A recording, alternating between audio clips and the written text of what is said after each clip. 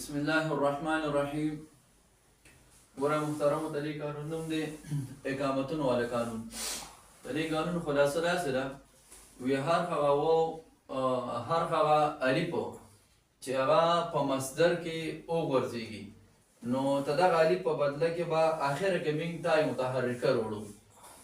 لکه تاسو ګورئ دلته کې ایک وا موندئ نو تدی و دا حرکت میں نقل کو ماقبل کاف تمور کو او داو میں غریب سره بدل کو نو تدی نا اکامون جوړ شو. نو دلته کې الف او الف دا کوم نه دو ساکن راغلل التقاء ساکنین راغلل نو دا یو الف اوس منګو ورځو. نو زمين قانون په دې ځای کې لګي دی وی هر الف چې په مصدر کې هغه او ورځيږي نو دا الف په بدله کې به اخره کې موږ سره وړو اتای متحرکه ورولو.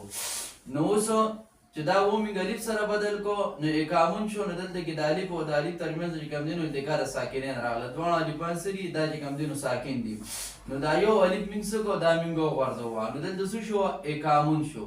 نو چې کله اقامون شو نو د دې غوړېدل شي الف په بدله کې په اخره کې اوس موږ تای متحرکه وروړو نو د اقامون نه به اقامتون جوړ شي. دغه شان دي مثالونه په بیا تلین ماشوم د ګمنو هغه وروړو. لکه ورته وایي چې بچي اجابتون دا په اصل کې سو اجوابونو څه دی کو دا و حرکت نقل کو ماقبل جیم لري ورکو و موږ الف سره بدل کو نه ایجاب شو دا ایجاب شو. بیا التقاء ساکنین راغله د دوه الفو ترمنځ یو محذف کو ایجابون شو. بیا مو کم الف حذف کړو ورځولو د هغه په بدله کې ماخره کې تا راوړله نو اجابتون شو. دغه شان دي استجابتون دا په ځل کې سو واونو دیکھو مو دا و حرکت نقل کو ماقبل جمله و الف سره بدل کا استجاب. بیا مې کوم دینو الف او ورځوا او بام د باندې پسم چې کوم دینو اخره کې سره وړلو تای متحرکه وړل نو استجابتون دی جوړ شو.